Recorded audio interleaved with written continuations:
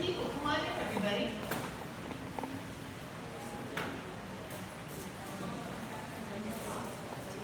Welcome, welcome.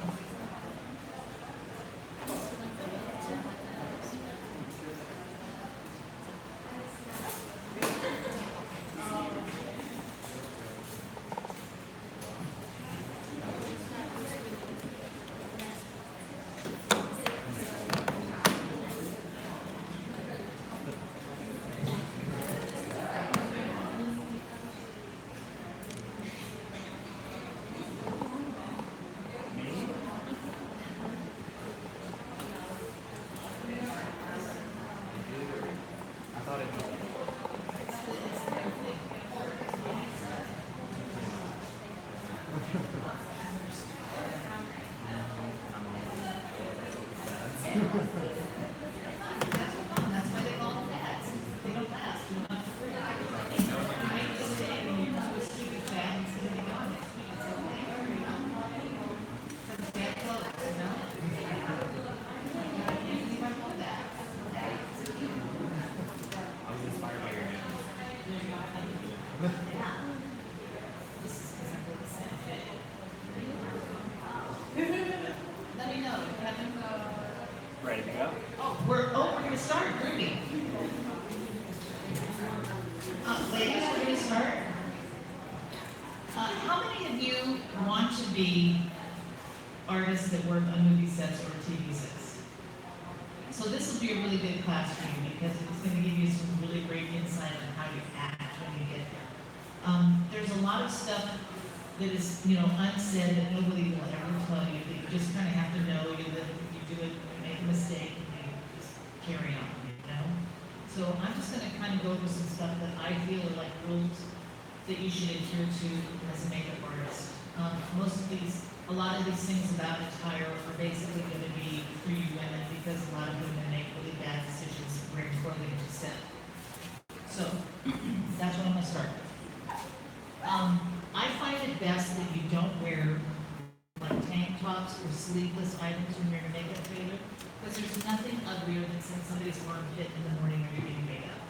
So just keep that in mind. Or wear layers. If you're going to be working outside in the heat, that's fine. You're going to have to get sleeveless at some point because it's going to be too bloody.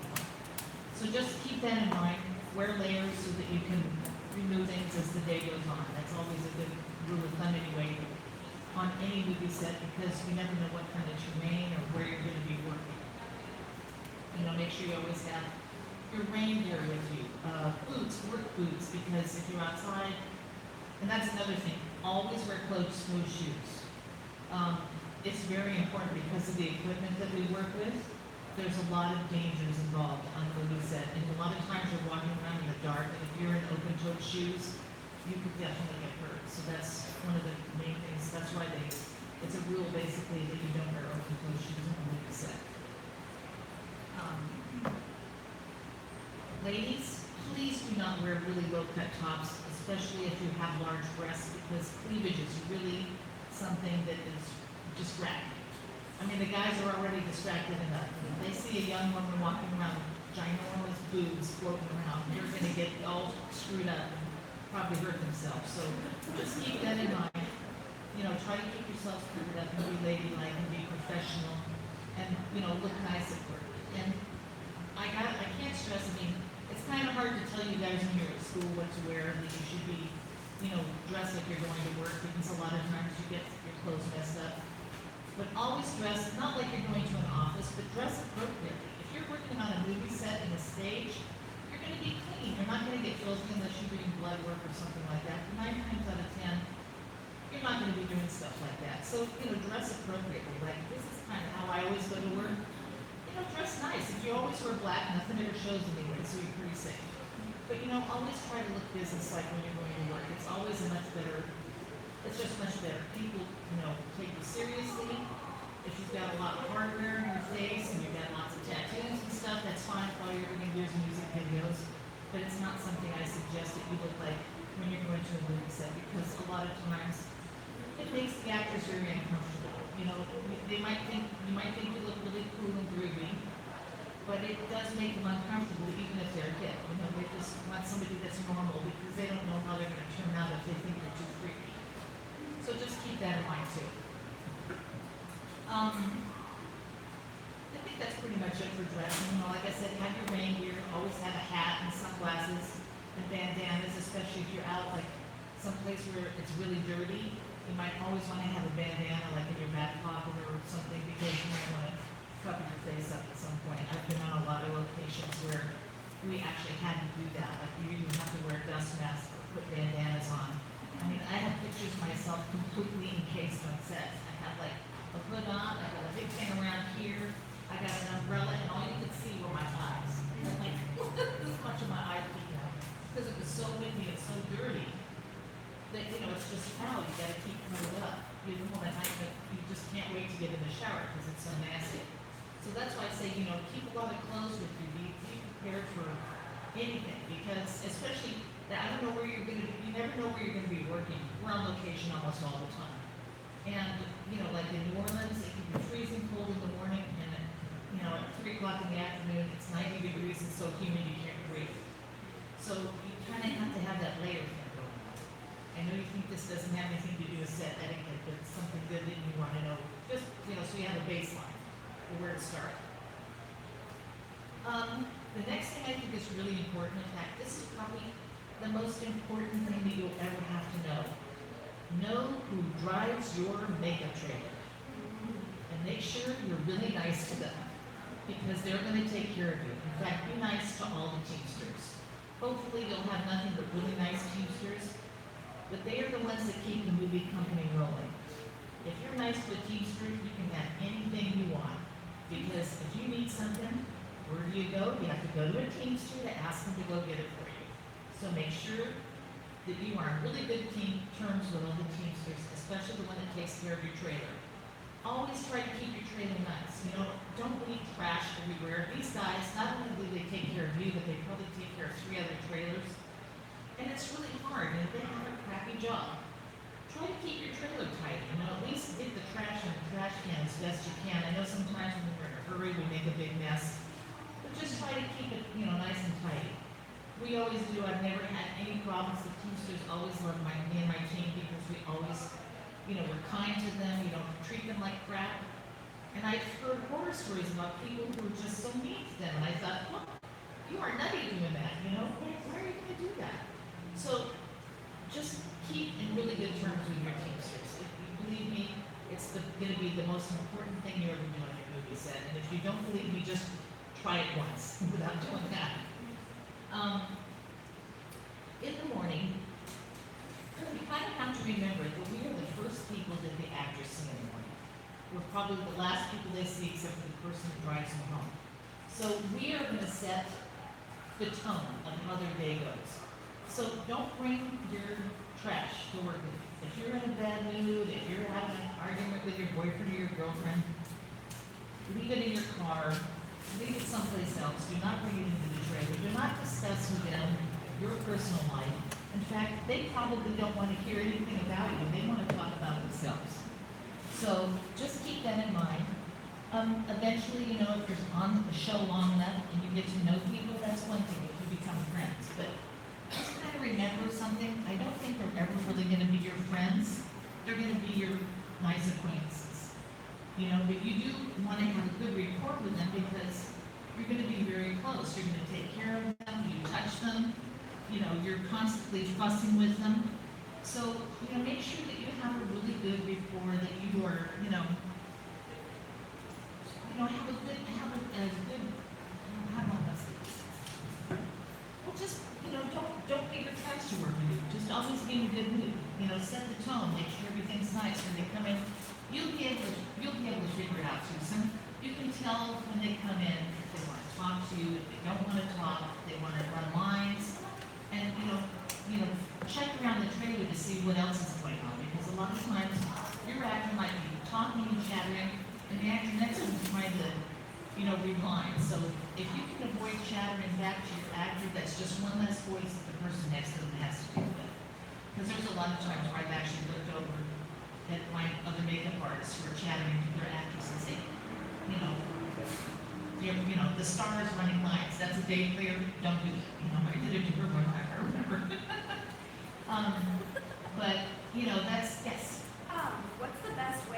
somebody's talking to you, and you're kind of being less responsive because somebody next to them is reading their lines or something, what's the best way to kind of politely be discreet about that? Well, I mean, don't be rude. Answer their questions or something. Just say, "Oh, I was just trying to be quiet because so-and-so is running their lines." And if they're a nice actor or actress, they're gonna go, "Oh yeah, I'll shut up." They just say, "Oh, I was just trying to be quiet because they're doing their thing," and it should be fine. I mean, nobody's gonna be rude. I mean, I have rarely come across a really horrible, rude person in my chair. A couple of times, but not most of the time. Everybody's pretty nice. And even when they aren't, they just kind of don't say anything. They just sit there, with a scowl on their face, and then finally leave. But most of the time, everybody's pretty cool. Was there? Oh no, you're waiting. Hi. You're hot.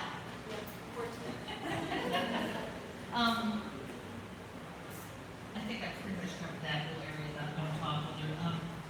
Most of the time in the morning, the ADs will come in and ask you if you want some breakfast or something. I try not to eat in the trailer because it usually stinks up the trailer, but eventually, sometimes you just can't help it. You have to do it eventually, and we always try to do it after the actors meet. Most of the time, they're eating something really foul in your chair anyway, stinking the trailer up too. So it's kind of hard to get around it, but we usually try to eat after they leave. That's kind of the way I don't you think? We just kind of try to eat afterwards. But we always have our coffee. And always have coffee. Lots of it. One of the most important things that I find is to really have a beautifully clean station. I have seen in the past a couple of makeup artists open up open up their makeup kit, and it looks like it's a sandbox. And I'm thinking, oh my God, if somebody opened that and tried to put any of that on me, I would just freak out. Nasty. Everything has to be pristine and clean. Everything. If you're using used makeup, make sure you clean it, disinfected it ahead of time. Try to keep everything labeled, especially if you have stuff that you downloaded in the smaller bottles. Make sure it's all labeled and everything looks really clean and pristine. Always have, each actor should have their own set of brushes and sponges and powder puffs. That's another thing, cross-contamination is a really big issue because we don't want to transfer things to other people. What somebody has a sty or somebody has, even acne can be transferred. It's like, there's all these germs. So you really have to take care of your equipment and make sure everything's always really, really clean. What we tend to do is we'll have actors' bags. And we'll have a bag, and each actor will have all their own stuff in it. So you can set, like if you do 4 actors, you can have all 4 bags at your station in the morning. And as they come in, you take the stuff out of the bag, you set it up for them. You make sure that they see that they have all of their own stuff. You can even label it if you want to make sure that they know that that's theirs. It's just really important these days. And I find that the actors really appreciate it. They know that you're really taking care of them, and it's really important. I'm not sure this is even in set etiquette, but as far as I'm concerned, it's all part of the whole thing. So, another one of the things that we do during the day is continuity, which is really, really important. Especially if you have a long project, like I've worked on projects that are 6 months long, and you'll have an actor that is in a room having a whole conversation, and he walks out the door, and 3 months later, we're going to shoot the other side of that door. And they have to walk into that room, and they have to look exactly the same that they did because it's like a quick cut. It's not like a day hasn't passed. You can kind of get away with stuff if the day has passed, but if they walk out of the door and into another room, they have to look identical. So you have to take really good pictures. Now we take pictures with our phones because our cameras are so big, which is really lucky for everybody because you can do it digitally now too. We have little printers that you can just do it digitally too, and they just spit them out right from your phone, which is really cool. There's other ways to do it. You can do it right in your phone. You can even label it with the scene number and the day. This is something I found out is really important. Is I not only put the scene number on there, but I put the date we shot it. I put the movie day, I put the date we shot it, And I put, sometimes if it's important enough, I'll put what take it was that we're matching, because a lot of times, especially if you're doing blood work or something like that, if you have to match that blood and you've done it 4 different times, and the blood came out 4 different ways, and you've got to match that later on, you've got to remember what take it was. So you have to have that specific picture, that specific take, for the 3 months later when you got to match it on the other side of the door. So all that is really important stuff. That's, you know, and you can't count on the script supervisor to do that for you. You have to make sure that you have all that information yourself, because I've had script supervisors say, oh my God, do you have a picture of that? She said, you know, I took pictures, but they aren't that great. So a lot of times you really can't. Sometimes you can get lucky. If you forgot something, you might be able to get it from wardrobe, because wardrobe also takes pictures. They're not as close as ours, but sometimes, I mean, I have had to go to wardrobe and say, we didn't get a picture of so-and-so, do you have a photo? And a lot of times you'll lug out and they'll have a photo for you, but don't depend on that. And always have somebody on the set who you have assigned to do that. I tend to, well, I try to take all of my own pictures from my actors when I'm really terrible, because I get caught up in the moment and I totally forget to take pictures. So I always have somebody assigned to take pictures. So I'll say, take that picture while I clean up this, or, you know, blah, blah, blah. It's really important to make sure that somebody's always doing it for you. So that's, the continuity is really an issue. You know, as the day goes on, if you can't do it yourself, a lot of times I'll have an intern with me. Fortunately for a lot of the students here, sometimes I get to take an intern from the school with me. And I will make sure that they check all of our supplies as the day goes on. That'll be one of their jobs, check supplies. You know, see what's, you know, right at our stations, what's going in. We have to have Q-tips, alcohol, whatever, you know, fill everything up, keep everything clean and right, you know, and check the bags at the end of the day, clean the makeup bags up at the end of the day, because a lot of times they get funky, they'll get dirt and dust and leaves and God only knows what else, depending on where you are, or just smudges from makeup. So it's, you know, you always want to keep all that clean. So I have an intern, or you can have your second or your third, or whoever's not working, just say, hey, can you go do blah, blah, blah, you know? Keep track of your supplies and your cupboards and all that jazz. We have a question from social media about recommendations for first starting out in the industry when you're like on set for a budget film or a film shoot. Like, what would you recommend when someone's on set for the first or second time? How to make a good impression? And Well, I mean, if it's your first time on set, like I said, just make sure that everything you have is clean. That's the number one thing. You want to make sure everything is clean, that you're dressed for success. It's like I have the saying that said, always look like you're doing business, not giving it. So just make sure that you look tidy and you look professional, because it gives people more confidence in you. You know, just make sure that everything is clean, that you're doing your best. And another thing is like touch-ups. Don't go in every single take. Unless you imagine blood or something, you don't need to be in there every take. It starts getting the actors nervous. What I like to do is I like to stay close where they can see me, close enough where they can see me. If it's important enough, I will stay, sometimes I'll ask for a monitor of my own, because I don't like to really stay at Video Village, because that's where the director is and we wind up talking. And the director doesn't want to really hear a bunch of girls chattering behind them about, you know, whatever the hell it is, you know. So try to stay away from Video Village as best you can. Yeah, just, you know, try to look professional, do your job. Don't go in too much and be crazy with the touch-ups. Only go in when you have to. I mean, just keep an eye on them. You'll know when they need touch-ups. You know, if they start getting sweaty, or if they ask for you or whatever, just make sure you're always somewhere that they know that you're looking at them. That's my best advice. You don't have to go in every take. And I hope that helped out. thank you. Okay. Also, no drinking and no drugs on set. Very important. I mean, I hear occasionally of people where some people are drinking on the set. Not acceptable, not on my show.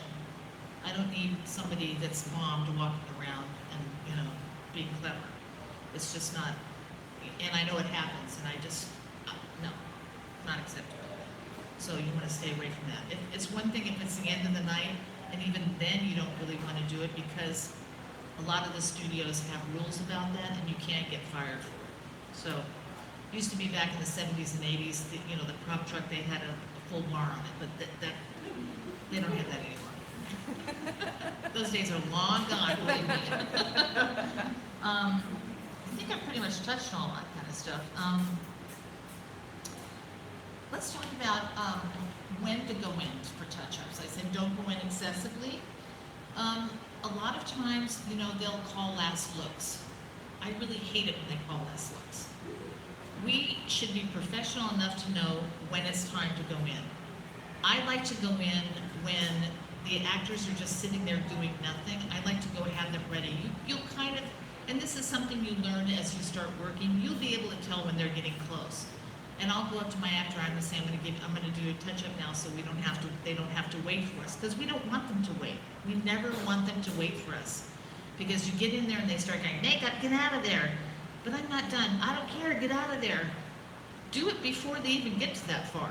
You know, if your actor's not on set, you know, sometimes I've gone to the trailer and go, hey, I know you need a really good touch-up. Can I do it now so when we get to set, they aren't waiting for us? And you know, most of the time they'll say, yeah, they go, oh no, I'm on the phone. I say, okay, well then, as soon as you're off, let's try to do this. And obviously you have to have a pretty good rapport with your actor to be able to drag them out of their trailer. So just keep that in mind. But try to do it before they say last look so they're not waiting. And I know that's really hard to figure out sometimes, but you'll get the hang of it eventually. Yes, sir.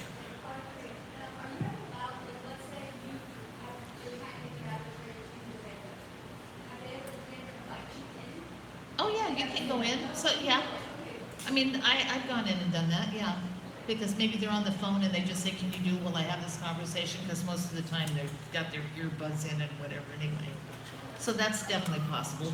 Or you know, if you're not doing it yourself, you just say, go to one of the PAs or the ADs and say, "Can you please ask so and so to come in for a touch-up because I know they're going to need it. They've been in there for 2 hours and I don't want you guys waiting for me. So please go get them so we can touch up."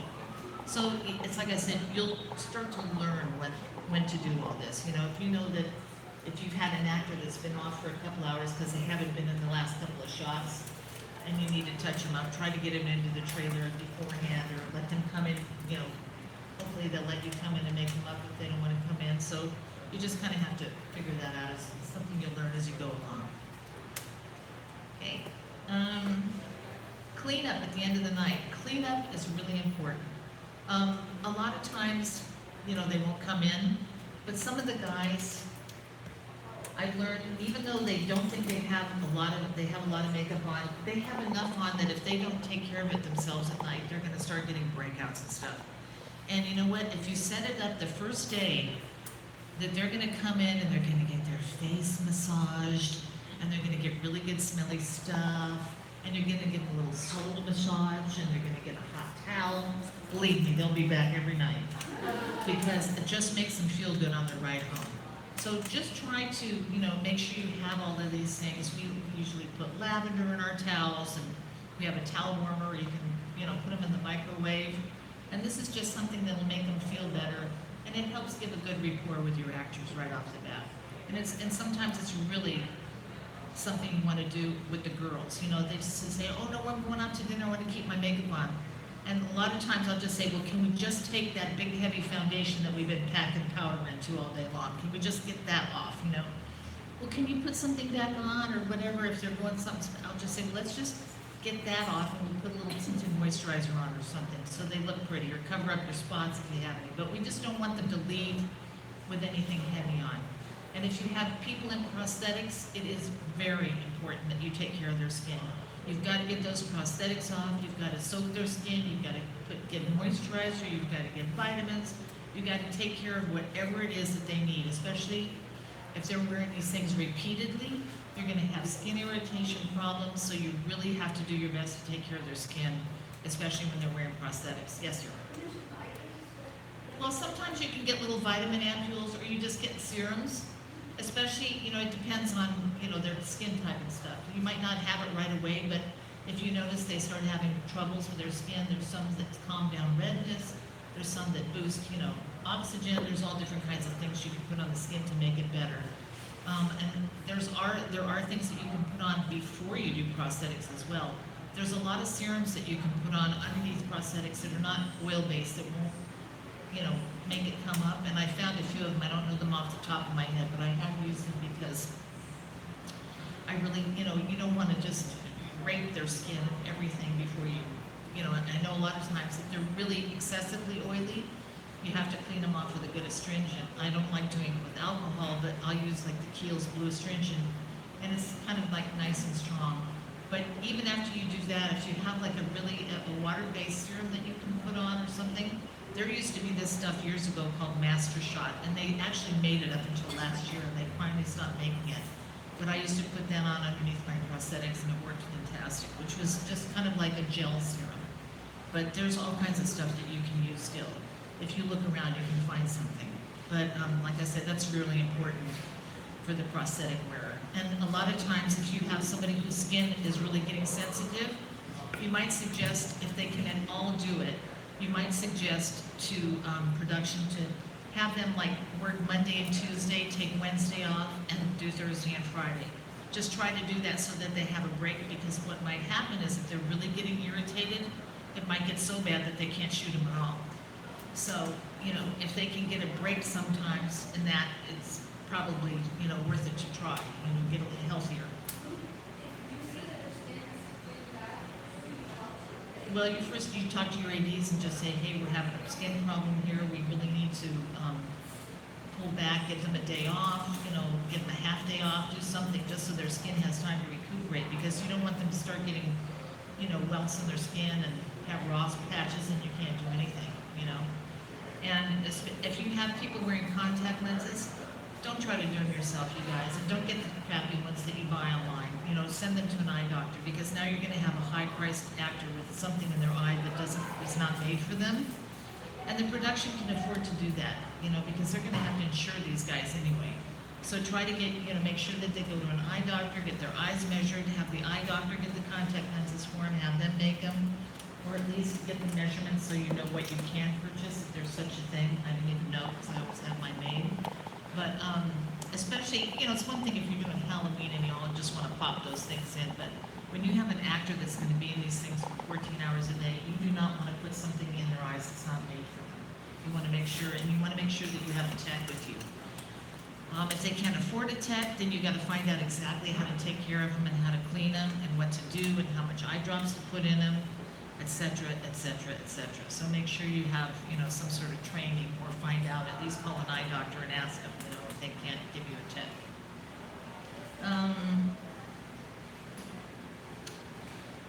Let's talk about talking to the director and talking to the DP.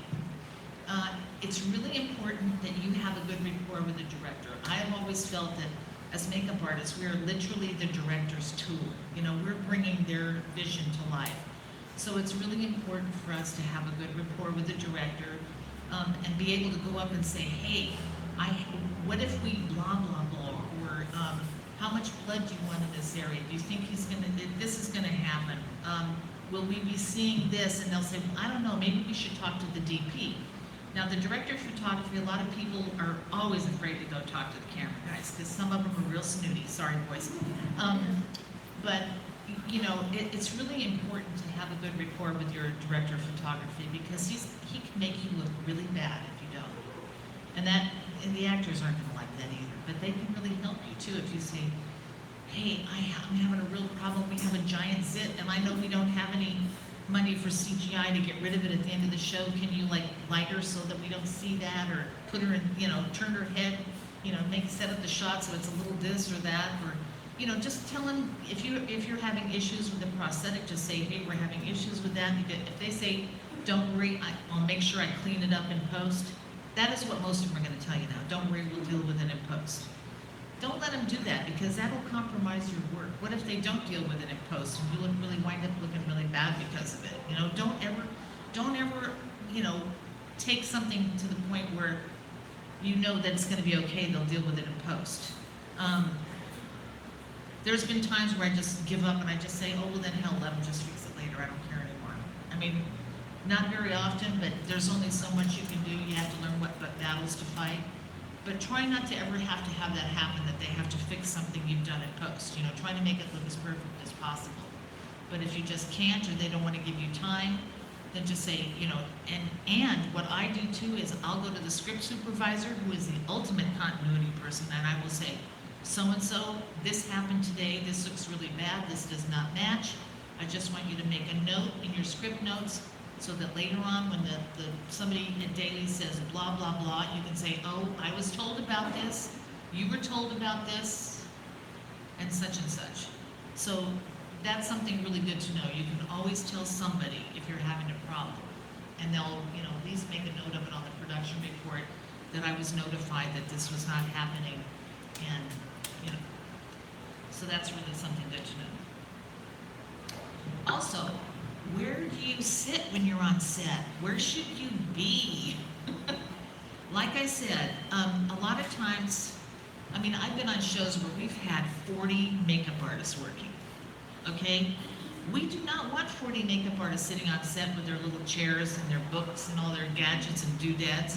So what you want to do is you want to figure out, okay, how many people are working and how many makeup artists do we actually need to have there? And if it's a lot of you, if we need 5 or 6 people, try to sit far enough off the set that it's not conspicuous that there's like 20 of us sitting there on the set doing nothing most of the time until they have to go in and get touched up.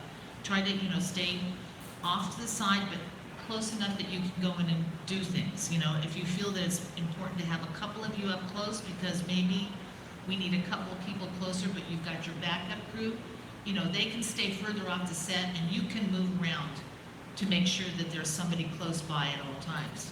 That's the best way to do it, even if you have a lot of you there, just make sure most of you are far away and a couple of you are closer up. I say, it doesn't happen so much anymore, but like back in, not too long ago, you'd see chicks knitting, you'd see people doing puzzles, you'd be playing with their phones. I've had sets where they won't even allow you to bring your phone on the set. And obviously, picture taking is a big no-no. Now, because of social posting and all this kind of stuff, we have lots of problems.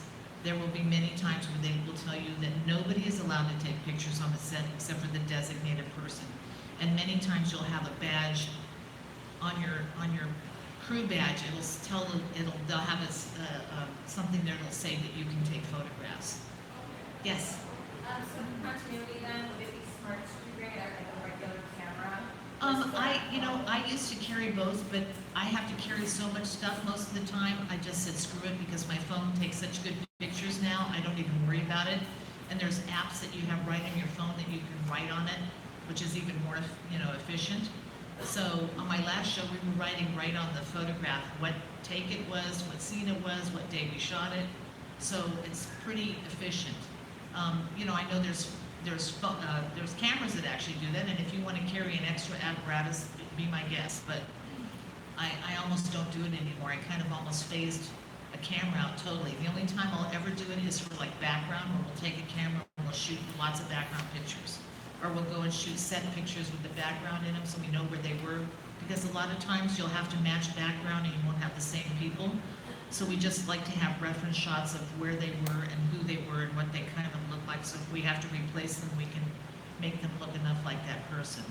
And a lot of times you'll take groups of shots, groups of people. But I like to do it while they're in place because it's a better reference for us. Because when you're just all standing there in a group, you think, well, God, that guy looks kind of like that guy that was over there, but that guy, it's like you don't even know. Because if you have like a group of 4 people that are standing together and everybody just looks shabby and you can't tell. So it's better to have them actually where they were placed on set. So we'll use cameras for that a lot of the times, because that way you can get a lot of pictures taken and you don't have to like commandeer everybody's phone. That's very difficult. So I would say a camera is probably very, handy to have for background shots. What do you think? Don't you think that's kind of a better way to do it? Yeah, I agree. Make sure your phone is on silent when you're on set. Oh my God, if your phone rings in the middle of the shot, it's really embarrassing. And they might, you might get booted off set because of it, Sometimes people will just laugh. But if it's a really quiet scene and your phone goes off, you're going to be in deep kimchi.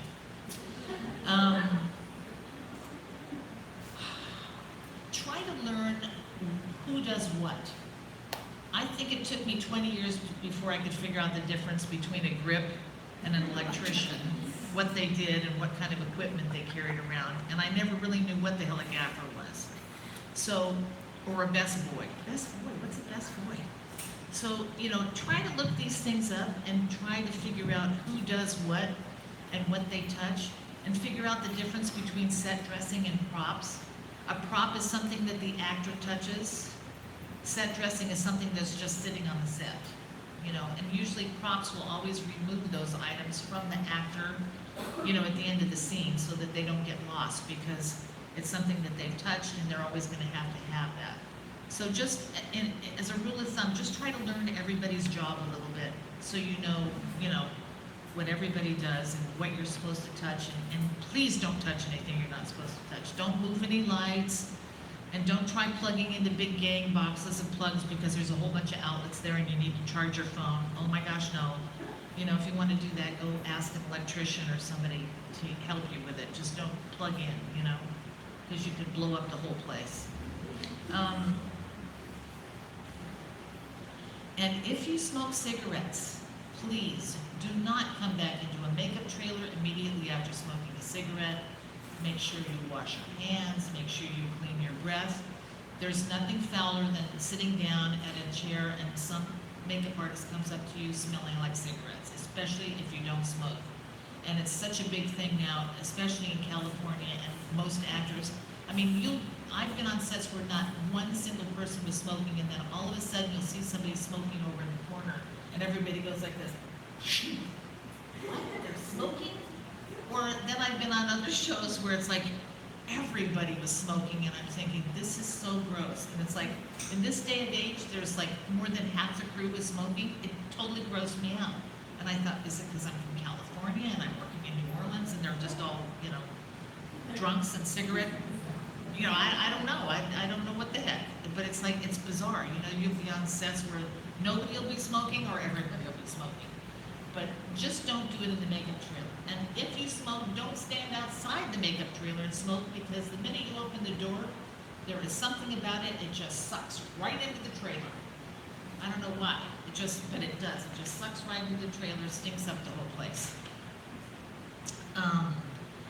Another thing is, if you're on a set and you see something that somebody is doing, or you see a piece of equipment that looks weird, or you see something that looks dangerous, do not be afraid to tell somebody.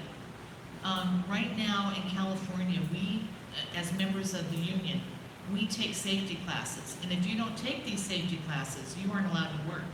So you find out all kinds of crazy stuff like, oh my God, I never knew that. Or, you know what I mean? It's just, so don't be afraid to tell somebody. Go to the ADs and say, hey, there's some wires over there, or there's a piece of equipment that looks like it could fall, or, you know, blah, blah, blah. Anything, if it looks weird, or if you think somebody's doing something that looks dangerous, or there's a guy over there on the ladder and there's nobody underneath him, or anything.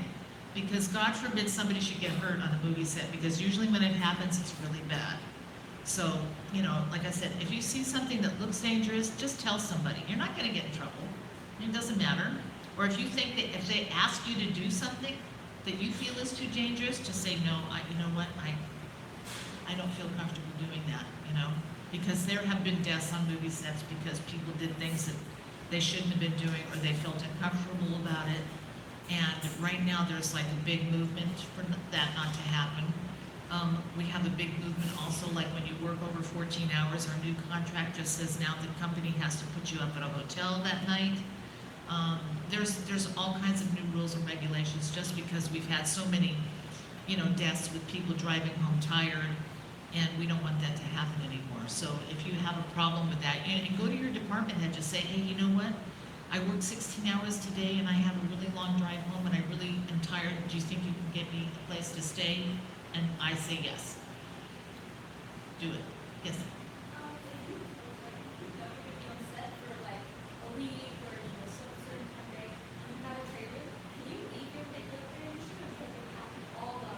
Oh no, if you know you're going to be someplace, you leave your makeup there. And your department head will know. They'll say, just put your stuff under here, or leave your station set up, or whatever, you know. If you're like coming in and out of a station, that's one thing. If you're sharing a station, that's something else, but most of the time you can just leave your stuff set up at the station. Just keep it tidy and clean, and, you know, make sure everything's ready to go. Especially if the trailer's not moving, I like to kind of halfway set up the night before so that when I come in, I don't have to do so much. I don't put stuff out, like I don't have things open, but if I know I'm gonna have a certain actor in the morning, I'll get their stuff ready and be there. So in the morning, I can have some coffee and a breakfast if I can sneak it in if I'm starving before they come. You know, you just have to kind of, figure it out. Just, use your common sense and figure it out. And don't be afraid to ask questions. There's no stupid questions, as I say. If you have a question about anything, go to your department head. They'll be more than happy to, help you figure stuff out. Make sure you always have a call sheet with you. Especially, if you're a day checker, maybe not so much, you don't have to worry about that. But if you know you're going to be there a few days and if you're in charge of a couple of actors, make sure you always have a call sheet with you so you know what scenes they're going to be in. And you know who you're taking care of and how to take care of them. And if somebody says, please, can you watch my actor? Make sure you get all of their stuff ahead of time. Go introduce yourself and just say, your makeup artist is going to be gone for an hour. I'm going to be taking care of you. My name is so-and-so. If you need anything, I'll be right there. Just let me know. Just call my name and I'll come. So make sure, most of it is common sense. It really is. But, it's just things you might not think about right off the bat. And if you have to leave the set for any reason, make sure you let somebody know. Like your department head, or if there's nobody around, tell one of the ADs, just say, hey, I'm going to run to the loo. I'll be back in a few minutes, whatever. So-and-so is going to be taking care of my people, or whatever, or there's nobody on set, but I got to go, so here. Here's their bag if they need anything. Just give it to them with a mirror. Something, just make sure they're covered. But always let somebody, especially if there's nobody else there and you're the only one, I'll hand it to the ADs and just say, here, take care of this for me, just give them the mirror and the lipstick and they'll be good to go. We covered continuity picks. This is another thing that has happened, not lately, but I have seen circumstances where makeup artists will go and do touch-ups on an actor that is already being covered by somebody else. And that is like a very kind of funky thing to do. It's almost like you're trying to take their actor away from them. And this happens a lot when you have a big cast. But I've seen people do it. I've seen sneaky kind of backhanded people go up and start yapping, or maybe they're not touching them up, maybe they're just chit-chatting. They're kind of like getting in on it. I don't know how to describe it, but it's kind of like a freaky thing where they just kind of want to get in with your actor or something. And it makes the other makeup artists feel really weird. I mean, it could be innocent, but just try to avoid doing stuff like that because you don't need to have any animosity, with anybody else you're working with. Yeah. Well, that's different, but just don't, like if they're on set and you go up and you just start talking to them and go, oh, and let's start looking at them like, oh, maybe you need some powder. No, bad juju. Do you think I need some lipstick? I'll get your makeup artist. I'll be right back. Don't do it. I mean, I personally wouldn't care if they asked for it, but no. If the actor asked you for it, that's a different deal. And then I would immediately go to their makeup artist and say, so-and-so just asked me for some chapstick. I hope it was okay. I gave it to him. Whatever, just be on the up and up so that nobody thinks you're doing something sideways on them, because you don't need to have that. We're very, sensitive people. As an artist, we're all sensitive. We're all, kind of like, oh my God, so-and-so did this, and I can't. That's another thing. Please don't be backstabbing with each other. Don't try to take somebody's job away. Don't do anything. It's just not right. You know what I mean? It's one thing if, you're on a show and this happens a lot. You'll be on a show, there's two of you, and maybe an actor or an actress really likes you, but the other person's doing them, and on the next show, this makeup artist finds out that this other person has asked for you. And it's like, my actor asked for you? What? Just call. I've said, people have called me and said, what should I do? And I said, I would call up the makeup artist that they worked with on that show and just say, hey, I don't want you to find out from somebody else, but your actor called me up and asked me to do the movie with him. I hope that's okay with you, and if it isn't, you figure it out, But just give them, you just let them know. I know it seems like a funny thing that could happen, but believe me, it happens all the time. So just, always be on the up and up, because I said, we're very sensitive people, and shit happens, and, what can you do? But just try to be on the up and up. I think I pretty much covered everything, I don't know, have I left anything out? Any questions that anybody's dying to find out? Yeah. What do you normally bring to stuff to like the cleaning station? What do I normally, what? Like bring to stuff to the cleaning station, like afterwards, like the physical space, not so much the products, but. Wait, you said, what do I bring to set when I'm cleaning my station? Yeah.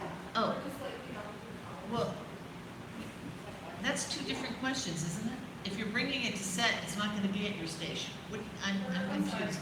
I meant like the trailer, like if you're showing up to the trailer. Oh, when you're showing up to the trailer and you wanna clean your space? Oh, yeah, just like general, like what do you do? Like, Yeah, well, usually they're gonna have something in the trailer for you to clean the station with. Hopefully it's clean when you get there. My God, I wouldn't wanna walk in and, it depends on if it's a midday thing and you're replacing somebody, that's one thing, because a lot of times we'll have, if you're working on a show, especially TV shows, they sometimes have second strings come in, like they'll have the first people work for like 10 hours, and then they'll have an overlap, because if they know they're gonna have a 16-hour day, a lot of times, they will bring in the second shift that will like overlap with the morning people, and then you'll go in and you'll take care of the people in the afternoon and clean them up so that the other people can come back early enough, especially like on shows like those big like TV shows like Star Trek, where they have big makeups in the morning and they start at 3 o'clock in the morning.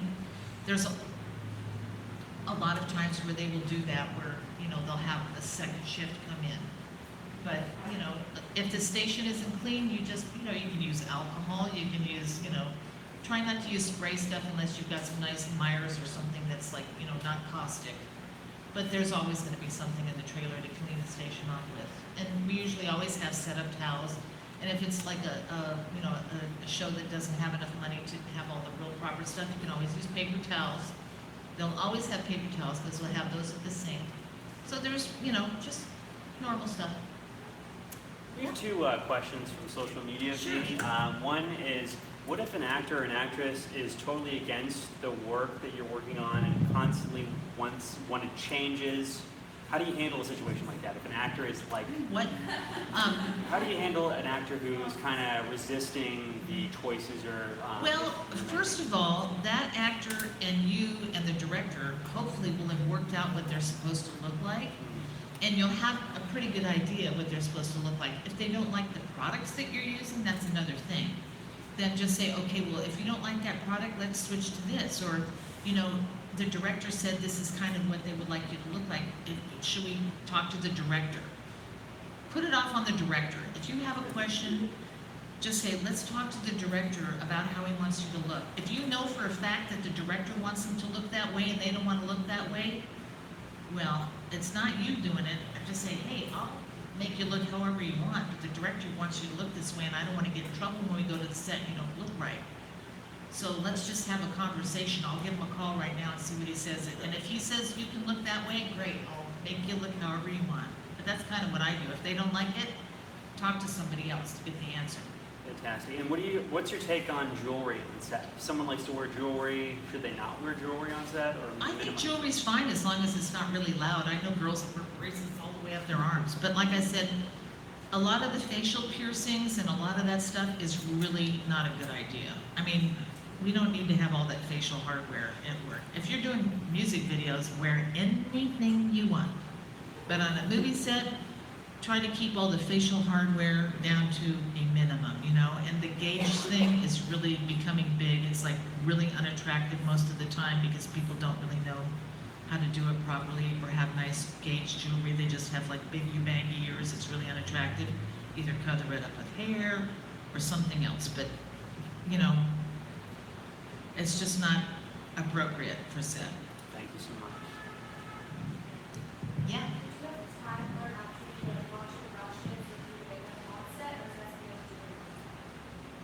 You should always have time to be able to clean your brushes. You can always do it with alcohol. You can always have a little bottle of alcohol in your kit with you. After work, we always have time to clean our brushes. If you have a lot of brushes that you've used and they're not being taken to set with you, if there's a makeup artist in the trailer, ask them to help you out and clean your brushes. If you have an intern or you have a PA that's helping you, they can do it. There's always time to clean your brushes. It's either that or you have just a buttload of them and then you just do it all at the end of the night, which is what I do. But like I said, I have like a little set of brushes. Each actor has their own brushes. So it's a little bit easier to deal with because as they get wrapped, a lot of times, you know, you'll say to your assistant, can you go back and clean up so-and-so, they're done for the day, here's their bag. And then you take it back and after you clean them up, you clean up their bag for them, you know. We try to all work together that way so that everybody, you know, gets taken care of and you look out for each other. Basically, you gotta remember, you're with these people a lot longer than you're home, and these people become your family. So you guys all have to get along. You gotta get along or it's just gonna be miserable. I mean, I hear horror stories about people who just don't get along on the set and they're having a miserable time, and it's awful, because you're there for hours. I mean, way more time than, you'd ever think. And you're like in a box together. You're locked in a little box together. So you have to think about that, Make sure when you all get hired that you get along. Hopefully you get to choose who you work with, or if they've chosen you, then you have to get along with them, But most of the time, I mean, it's not always that it happens, but it can happen, especially if you hire extra people. If they're a problem, you just have to just say, well, thank you very much. You won't be being called back. I don't know. Yeah. So you can sometimes get jobs through your connections. How do you feel about working with friends? Working with friends is great. I work with my friends all the time. Hopefully you are friends when you're working together, Well, now, because I know so many people, almost everybody I work with, I've known forever. So but hopefully that's the way it's going to be with you guys, because that's how you're going to get your jobs. You're going to get them through your friends. And you guys are going to work together, and you're going to continue to do that, and you're going to turn your friends onto their friends, and that's how you just keep networking. You go on, and everybody, you all become friends, and you work with each other. And that's what's fun, is working with your friends. I mean, that's what it's all about. I mean, we have a fantastic job, and we should be happy to get out there and be with our friends and make new friends, and it's a bitchin' job. Yeah. Are there any just in case items that you like to have on set with you? I know deodorant and mints and stuff like that are kind of obvious things. Is there anything else? Yeah, that's a good question. I have in the makeup trailer what I call a first aid box, and in that first aid box I'll have Band-Aids. I'll have a little medic thing, just, if the medic's not around, we have, all kinds of different pills and, Band-Aids and peroxide and, Neosporin and all, and cortisone cream and all that kind of jazz, just for little things, because we're always getting, hurt. The hairdressers are always cutting their fingers with their scissors, and there's always something going on. So I have that, but I also have, it's 3 drawers, and in one of the drawers we have mouthwash, toothpaste, toothbrushes, all that kind of stuff, little deodorants, shaving cream, razors, all that kind of stuff that you got a guy comes in the morning, why do you have a beard? You didn't have a beard yesterday. Oh, I got it too late. Okay, here, go take this. It's either that or you have to do it with their electric razor, but if they were clean shaven, then you want to be able to give them a little can of shaving cream and a razor and say, here, go shave, come back when you're done, So you have all these just in case things. I also have, cold packs and hot packs and, muscle cream. I sprained my leg, it hurts still, here, take this, rub it on, we're everything. When you're in a makeup trailer, you have to have everything, basically. You're kind of their go-to. The actors will come to you before they'll go to the medic, unless of course something really bad's happened. But most of the time they know you have they know I have everything. But it's kind of nice, and that little kit will just grow each show. You'll just keep collecting more little things. Just make sure production has a little bit of money to keep buying you all these little things, so you have your Band-Aids and a whole little set of stuff. Yeah. And then also, what's the how do you build production and stuff for certain things like that you would need? Well, a lot of times, the way it works for us is we have a thing where we can go get petty cash.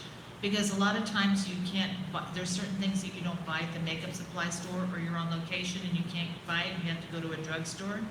So you get petty cash. And what they want you to do now is they always want you to use cash so that they can have that reimbursement and cash flow. Because if you start using your credit cards, then you gotta do a cash receipt, and then they gotta write a check, blah, blah, blah, blah, blah, blah.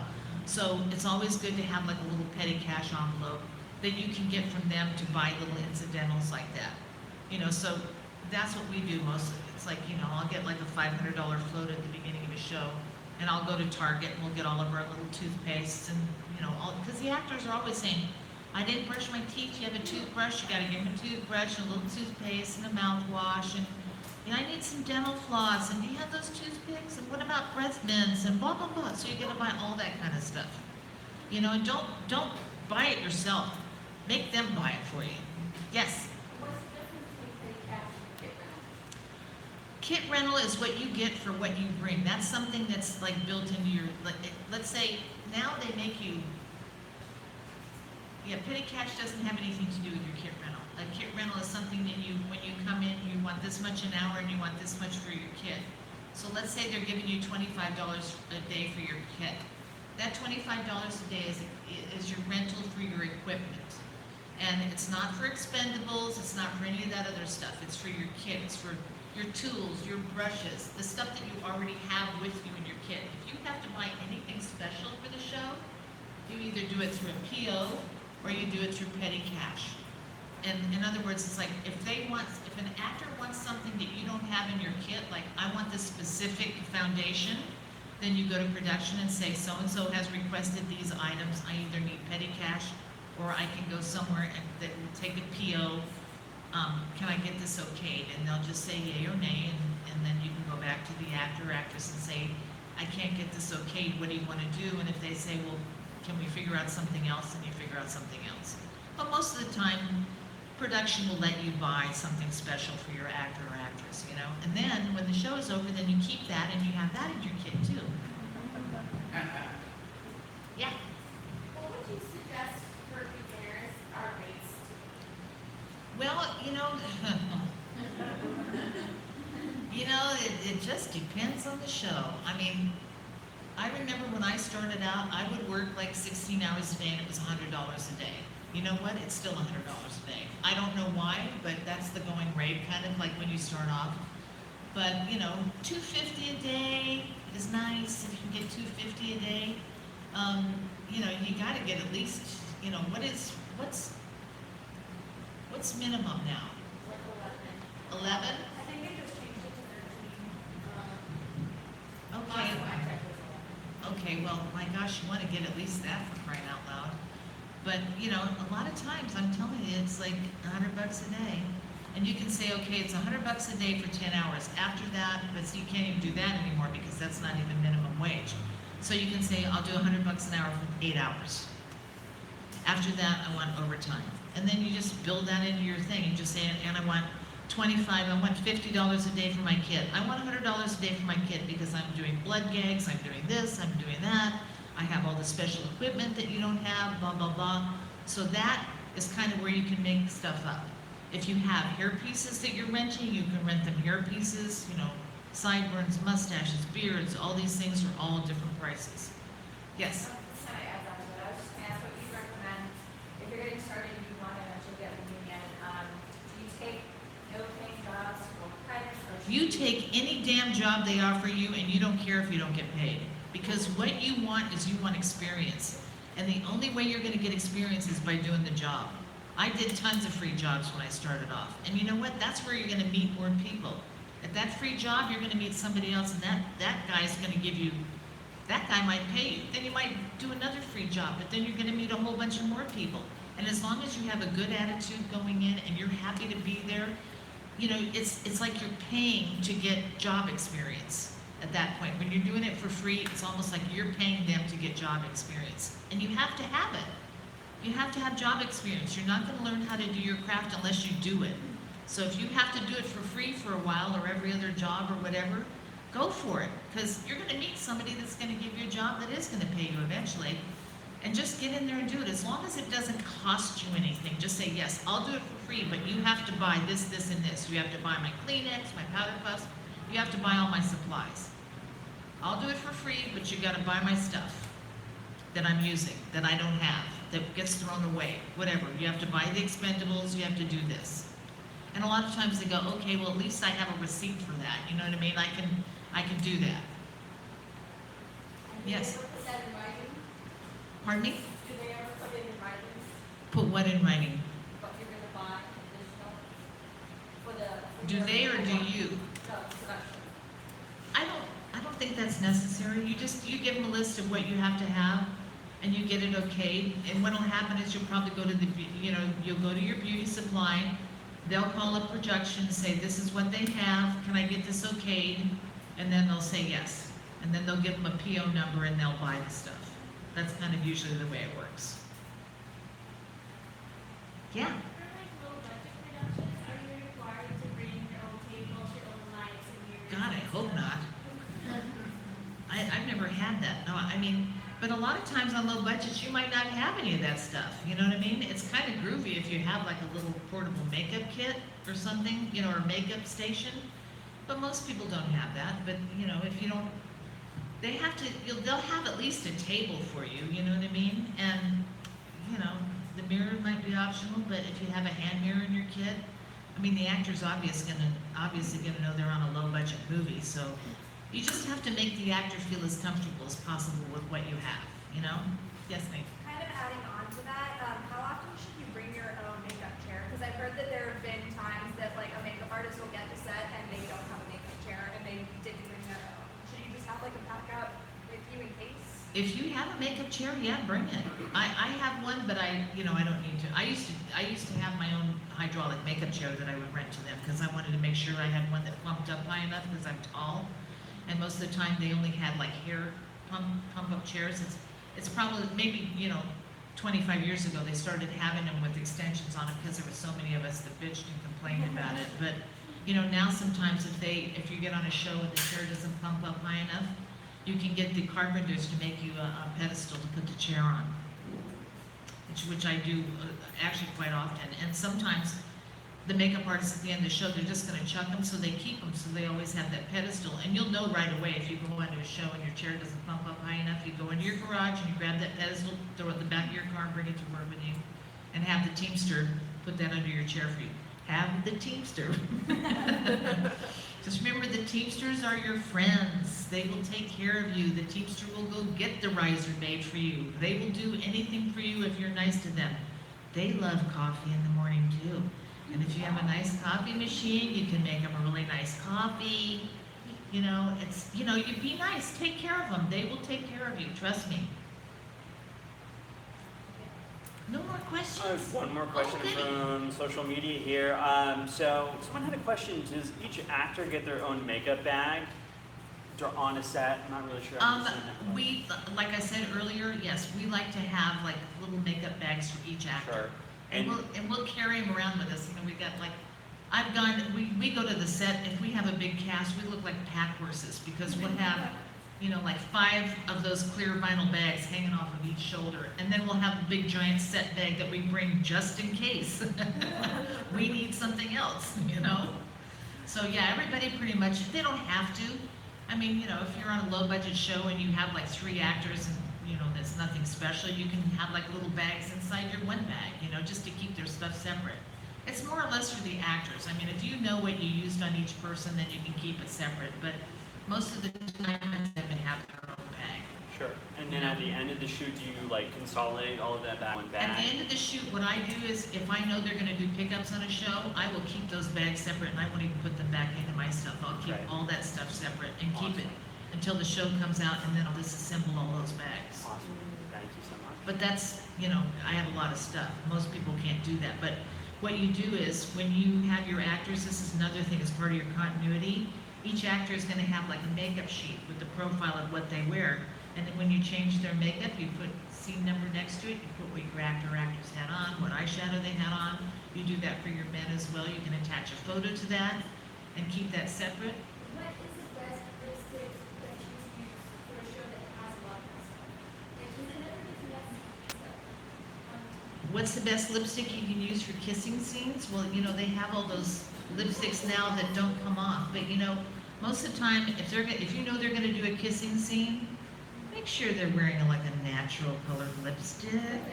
Something that can kind of just like blend in when it smushes all over everything. And when the guy comes apart, he doesn't have this hot pink face and it's just, yeah.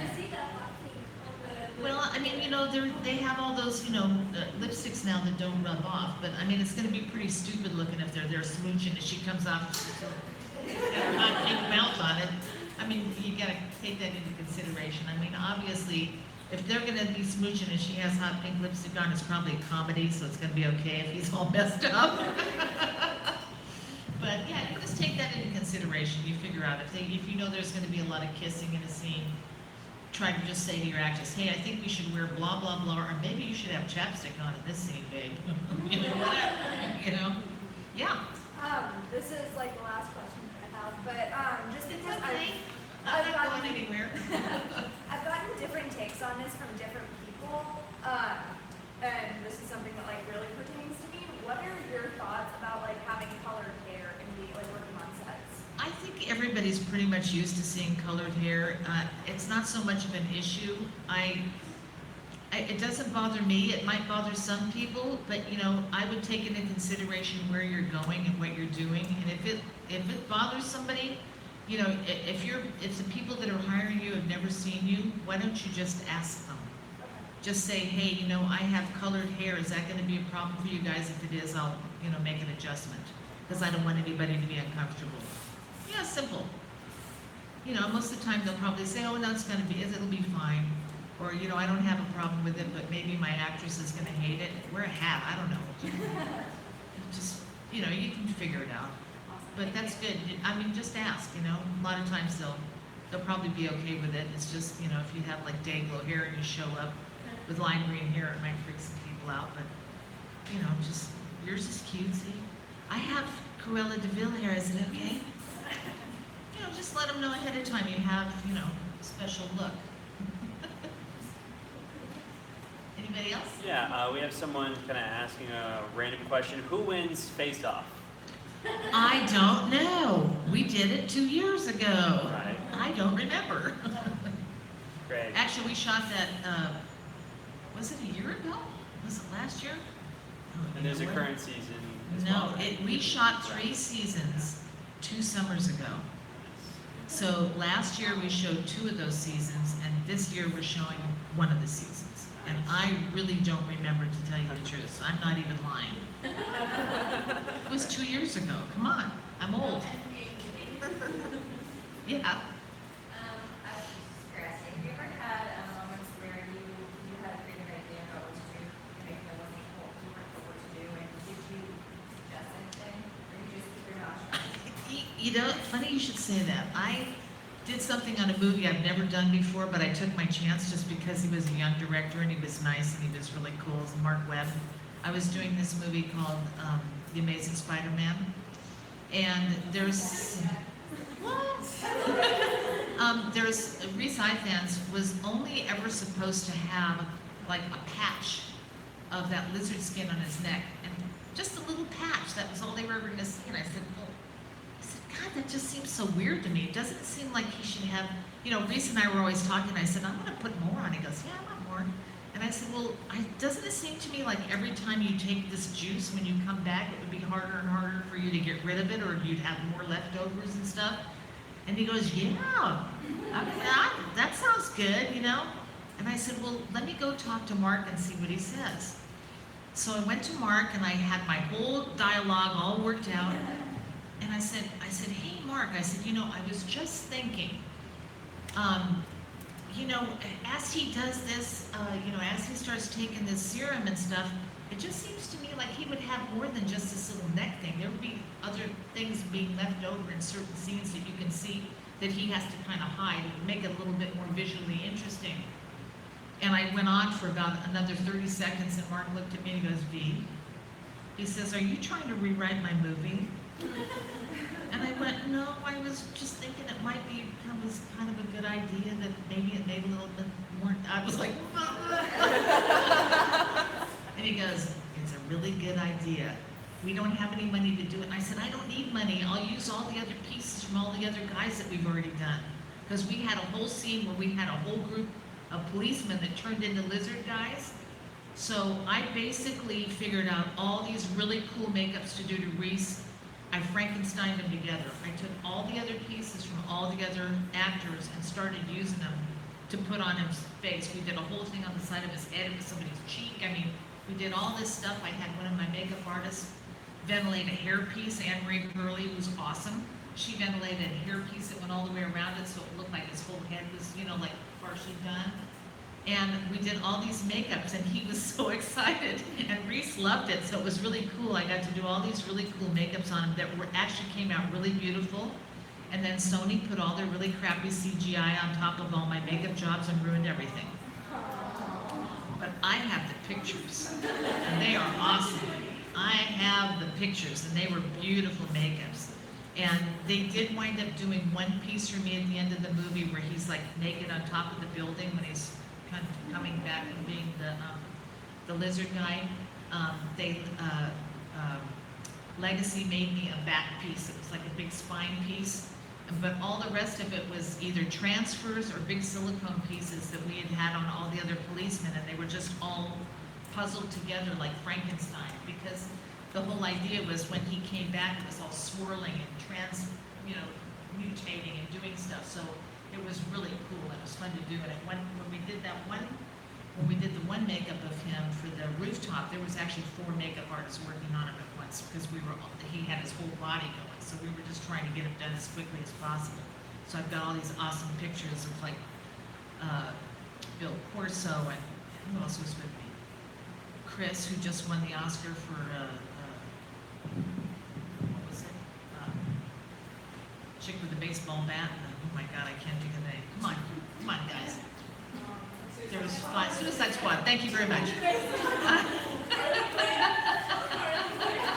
Harley Quinn, yeah. Anyway, so I've got these awesome pictures of all of us just, like making them up and doing stuff. And it was really cool. But anyway, so yes, there have been times where you can make suggestions, Obviously, the director is always going to want the movie to be better. So, like I said, we are his tool. So if you have a suggestion, go to them and go to your director and talk to him to say, hey, what do you think about this? And if he says no, then okay, fine, but he might say yes, and then you'll get a chance to do something really cool that you never thought, you were gonna do. And always make suggestions. That's why we have production meetings and we have character meetings and stuff at the beginning, because a lot of times they really don't know what you can do. And they don't know that you can do simple things that would make something look really fantastic. So if you have like a really groovy little thing in your bag that you can pull out to say, look at how bitchin' this would be, then that's cool, So that's what's so much fun about having meetings and being able to have a good rapport with your director so that you can make suggestions like that, how to if you know how to do, which is something I never bothered to learn because I always had guys doing it for me, but you guys learned it here, is if you can do Photoshop, like Photoshop stuff on your actors so that they can see what it'll look like to say, hey, what, all right. Cool.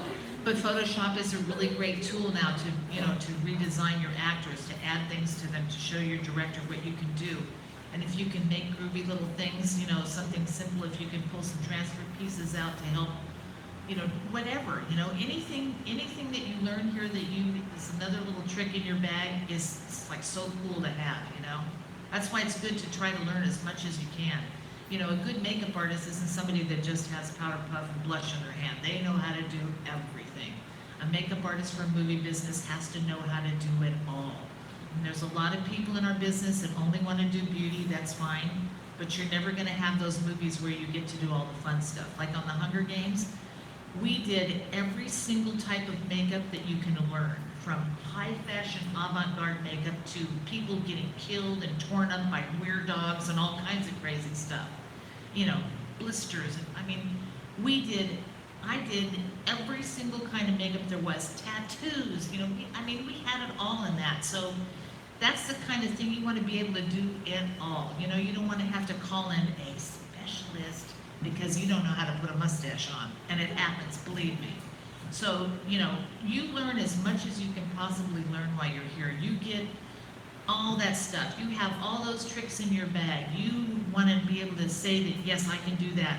And if you don't know how to do it, you know who to call. You can call somebody here at this school and ask them, how can I do this? I told them I know how to do it, but I don't remember. Can you help me? You know, somebody here will help you. I'll help you. Mike will help you. One of the lab guys, anybody. If you ever need to come back here to make something, you can always come back here to make something. That's what we're here for, is to make it so that you guys are complete, fantastic makeup artists and you have a really good career as a makeup artist in this business. Yes? I'm curious, you said that you use your phone to snap pictures of all your, do you have a business phone and a personal phone? No, I just have 8,000 photos, and I'm not kidding you, on my phone. And what I do is I try to download, at the end of a movie, I'll download the photographs, you know, and then I have to figure out how to get them off my computer at that point. And I also have like 11,000 photos on my computer, so when a movie comes out, I remove the photos, because it's not until the movie actually comes out that you might not need those. Or if you remove them and you have them on an external hard drive, you have to have access to that hard drive. Like right now, I'm going, like next week on Wednesday, I'm going to do pickups from a movie that I did a year ago, with her, actually. So we're, you know, I have to have all those continuity pictures and stuff. So I'm gonna go to my storage and I'm gonna pull out my bin with Steve Carell's bag still intact, with all of his scars and all of his stuff and all my notes. And notes from that day that we shot, they told me specifically what day we shot and what scene it was. So this is why it's important to have continuity, because a year later, they're gonna call you up and say, remember? Nope, but I got a picture. That's why it's important. Anybody else? Yeah, we have a quick question. What kind of nails do you think are most appropriate for being on set? What nails? Nail colors, yes, like that. Most of the time, you know, I don't know, mostly everybody wears dark nail polish now, and it's specifically because it doesn't show dirt. But you know, a natural nail is fine. I mean, especially if you're out on location, a lot of times you're never gonna have time to go get your nails done. So just make sure your nails are short and your hands are clean as you can keep them, and you know, stuff like that. But you know, most of us have like a dark nail polish. It just kind of keeps your nails looking nice and whatever. I mean, I'll wear this, but you know, it gets funky, but it's gel. Gel's indestructible. We love gel. It doesn't come off with anything. And pretty much any color is fine, I think. If you're working like a lot around somebody's eyes, you might think about not maybe using something really bright, because it might be a little, you know, although that, I don't really see that. But you know what I mean? Just be, you know, common sense. You know, those pointed fingernails probably are not really appropriate for doing makeup. What do they call those? Stiletto, or what are the coffin nails? Yeah, not appropriate. And I gotta tell you, for like 30 years, I had long fingernails like this long. But they were always pristine, and they were always pretty, and they were usually sometimes, a lot of times, very glittery. I remember I went to go help Greg Canham on, we were doing Hook, and I was doing Julia Roberts for it, but I went to go help Greg Canham do the old age makeup on, what's her name? The British actress. Oh my gosh, I can't remember her name now, it's terrible. Did anybody see Hook? Can't remember her name. God, she's famous too, I'm so embarrassed. Anyway, so I was helping Greg, and I picked up an appliance, I was getting ready to put it on her face, and she goes like this. My God, you're not going to work on me with those fingernails, are you? And I said, yes, ma'am, I am. I said, I'll be very careful. Yes, Maggie. She goes, Mom. And I'm carrying on, and she said, okay, good job. But you know, you kind of have to think about that kind of stuff, because you know, she was older, and she was, you know, concerned that this young chickadee with these big sparkly, I think they were actually gold. And they were very long, so, you know. But I used to wear them, I was doing prosthetics, and I used to use them like tools. So all the boys would be, you know, with their tweezers and fumbling around and stuff, and because I was the only chick pretty much doing that stuff. And they go, how did you do that so fast? I said, built-in tools, boys, sorry. But they worked great. but I think I was on a film and I was gone too long and I could never get my nails done, so I just said, okay, fine, they're done. I snapped them all off and I never grew them back. Haven't missed them actually either. But anyway, yep, Thank you. yeah, is that it? Are we done now? Okay, nice talking to you. And don't forget, you guys, if you have any questions, if I'm here, you're more than welcome to come talk to me. I'll look at your portfolios, whatever you like. I am at your disposal while I'm here.